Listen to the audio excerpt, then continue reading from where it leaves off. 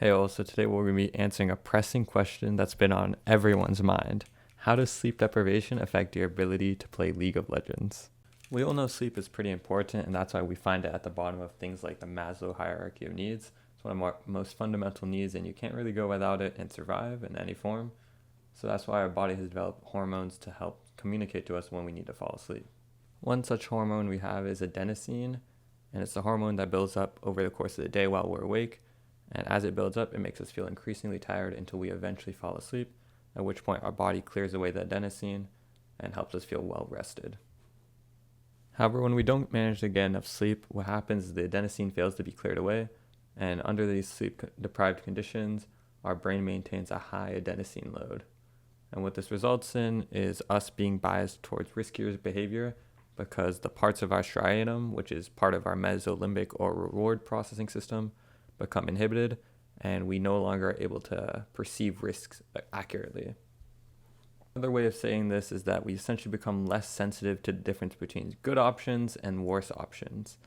And what this results in is the worse options becoming essentially more likely for participants that are sleep deprived. And this overall has negative effects on one's performance.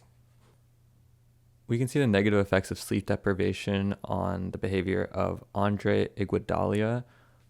When he gets less than 8 hours of sleep, his statistics essentially become much worse. And I found what was most striking was that he fouls 45% less often and has 37% fewer turnovers when he's well rested compared to when he's not. And this is measured when he gets more than 8 hours of sleep versus when he gets less than 8 hours of sleep. And this isn't necessarily all a result of, for example, the striatum. These statistics are just based off general effects of sleep, and there's many varied effects of it, so you can't isolate it all to the striatum. But what I found most interesting was how the most significant ones had to do with essentially making fewer mistakes. He obviously was scoring more points and shooting better, but that 45% less fouls is a massive difference in player performance. Because giving those fouls over essentially is just giving free shooting points or shooting opportunities to opponents. And I think this is in part due to defense essentially having to be a balance of choosing the probable plays that will result in denying opponents without giving them fouls. And I think when you're sleep deprived, your ability to perceive what will result in a foul and what will result in a successful defensive play essentially are worsened. And similarly so for turnovers. You won't be as certain, your ability to distinguish what would be a good offensive play and what would likely be a turnover to the other team would also be diminished when your reward processing abilities are worse as a result of sleep deprivation.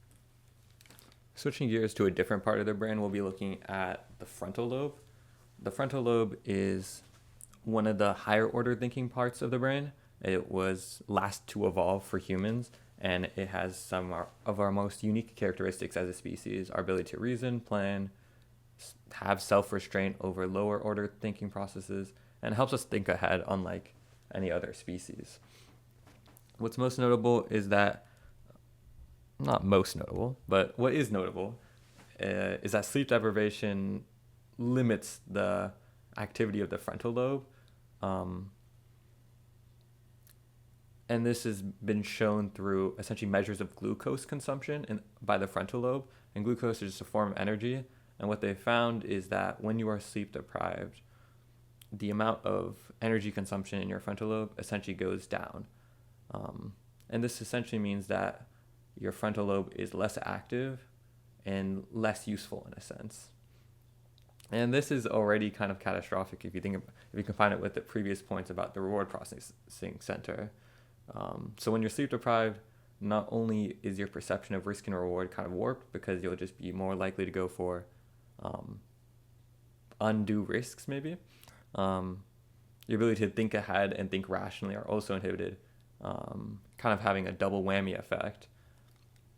And this is in combination with sleep deprivation also amplifying dopaminergic activities in the brain. And what that really means is like things that induce pleasure in people become amplified, or it's been shown with essentially one example has been food. People that are sleep deprived go for unhealthier, more maybe you might say short-term foods. Might not be healthy for you in the long term, but sure are pleasurable in the moment. And what I'm getting at with this is that if we tie this back to League of Legends, you may, or maybe games in general, like going back to the basketball example, you may go for a worse play that is rewarding if it goes successfully, but because of your inability to distinguish risk and reward carefully, you might go for risky plays that, when they work, are rewarding, but when they don't work, lead to maybe fouls or turnovers in the case of basketball, or in the case of League of Legends, maybe deaths or lost objectives. Now, I've played my fair share of League of Legends, ranked and unranked, and I've never really thought about how sleep deprivation could affect my performance so substantially. You know, it seems to make sense that sleep deprivation would affect a physical game like basketball, but you know, I mean, League of Legends is just it's a video game. You know, it can't be too complicated. You know what I mean? So I was curious to see how exactly my performance would vary while I was sleep deprived and while I was not sleep deprived. And so I decided to play 10 games of League of Legends on my secondary account in like Diamond, and decided to see. I played 5 games while on 4 hours of sleep and 5 games while on regular sleep, the control condition, you might say. And this was in no way, there was no, I checked rigorously. There was no statistically significant results, just due to the very small sample size. But I did get some interesting anecdotes, and maybe that means something. So here I have a clip of me playing Yone on my sleep deprivation condition. And right here, I just want you to imagine, what would you do here? You're Yone, you're 1-4, which means, to put it in more layman terms, essentially you're incredibly behind and you see a low health opponent with their very strong teammate. Now, to put it more clearly or more obviously, you would probably never fight this situation. You don't have your ultimate, you don't have your flash. In all likelihood, you're going to die. You're not going to get the kill conversion. But I guess to give additional context, I've played this game for like 9 years. So you would think at this point, I'd be pretty good at avoiding this type of stuff. Yeah, not when I'm sleep deprived, apparently. I would honestly equate this to the distortion of risk and reward. In this case, while sleep deprived, I thought the reward would be worth it to go in there. I mean, otherwise I wouldn't have gone in, right? And clearly the risks were great, so I clearly misperceived the risk. But I think there was another component in which I was so hungry for that kill, you know, like so bloodthirsty. And I would say this was reflected in the numbers as well, because when you look at the average kills I had, there wasn't a substantial difference in the amount of kills. There's only about one less kill on average. And, you know, I'm speaking about anecdata, you know, there's just a plurality of few games. So I wouldn't say any crazy conclusions could be drawn. But like when compared to another statistic, like amount of deaths that I had, it seemed like the amount of kills I had was almost comparable. But for amount of deaths, it was about twice as much, which I would say seems to indicate that I was still pursuing kill opportunities in the game, about the same amount, or maybe even more, and they were just more unsuccessful. And then I was unsuccessfully avoiding mistakes such as dying, because I wasn't perceiving them at all. Now, I wasn't actually expecting on peddling any advice on how to improve your sleep to become a better League of Legends player. But I guess because I am a pretty good League of Legends player and I am pretty good at sleeping, I guess I could offer some words of advice to any aspiring League of Legends player trying to master both. I'd say first and foremost, try to set your rhythms correctly. We have 2 processes for sleep and wakefulness. One is the one I described earlier with adenosine, where you essentially build up sleep pressure while you're not sleeping. But we also have process C, which is essentially your circadian rhythm. And while the first one just relies on like how long since you last slept, circadian rhythm is more aligned with you, as I guess as implied, your rhythm, your routines of your day.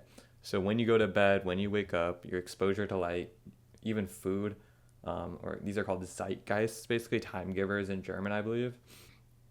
So if you can get all of those aligned, um, your sleep quality should improve. And video gaming is cool. Try not to do it too close to your bedtime, because electronic use, I believe, has correlations with disturbing your sleep, especially if, or I mean, most devices are blue light. So if your computer is emitting blue light, you can get some modifications to reduce that. I personally use something called Flux, spelled F.LUX. You can look in that if you're trying to reduce your blue light. But yeah, I would say focus on getting your consistent. If you're a teenager, probably 8 hours of sleep. If something else works for you, probably fine as well. And then I would say sleeping well helps you win more league games of League of Legends. So try it out. Ally has been slain.